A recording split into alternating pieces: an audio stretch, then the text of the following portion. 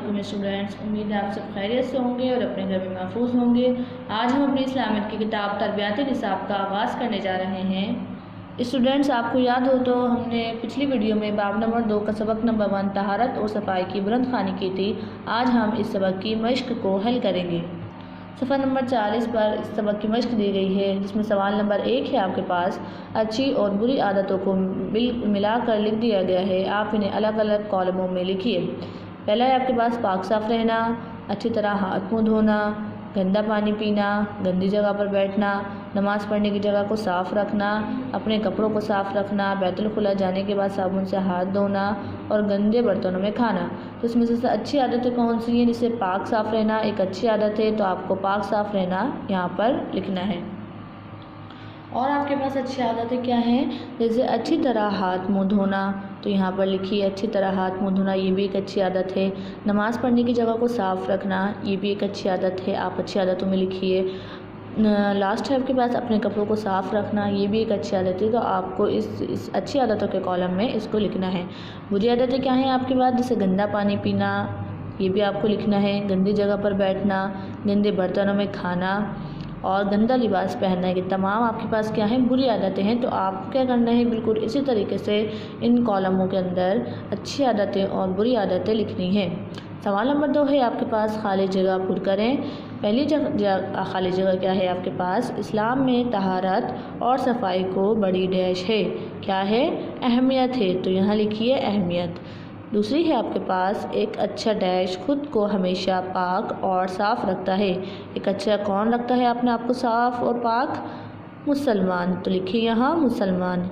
बैतुल खुला में डैश होने से पहले बैतुल खुला में दाखिल होने की दुआ पढ़िए। बैतुल खुला में डैश होने से पहले मतलब दाखिल होने से पहले, तो यहाँ लिखिए दाखिल।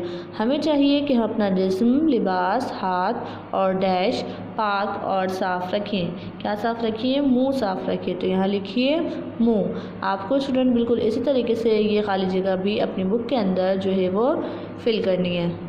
नेक्स्ट आपके पास पेज नंबर 41 पे आपको सवाल नंबर 3 दिया गया है। मदरजा झैल सवालात के जवाबात लिखिए। पहला सवाल क्या है स्टूडेंट्स आपके पास? अल्लाह ताला किन से मोहब्बत रखता है? जवाब है अल्लाह ताला इन लोगों से मोहब्बत करता है जो इसकी तरफ कसरत से रुजू करें, और इनसे मोहब्बत करता है जो खुद पाक साफ़ रहें। दूसरा सवाल है आपके पास, इस्तंजा किसे कहते हैं? बैतुल खुला इस्तेमाल करने के बाद जो नापाकी जिस्म पर लगी रह जाती है, इससे पाक साफ़ होने को इस्तंजा कहते हैं। तो आपको ये जवाब भी अपनी बुक में इसी तरीके से लिखना है। सवाल नंबर 3 है आपके पास, हमें किन चीज़ों को पाक और साफ़ रखना चाहिए? जवाब है हमें अपना जिस्म, लिबास, हाथ और मुंह पाक साफ़ रखना चाहिए। आपको ये जवाब बिल्कुल इसी तरीके से इन लाइन के अंदर लिखना है।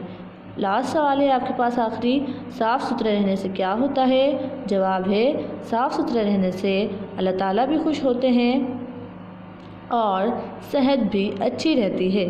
तो आपको स्टूडेंट्स बिल्कुल इसी तरीके से ये सवाल जवाब अपनी बुक के अंदर जो है वो लिखने हैं।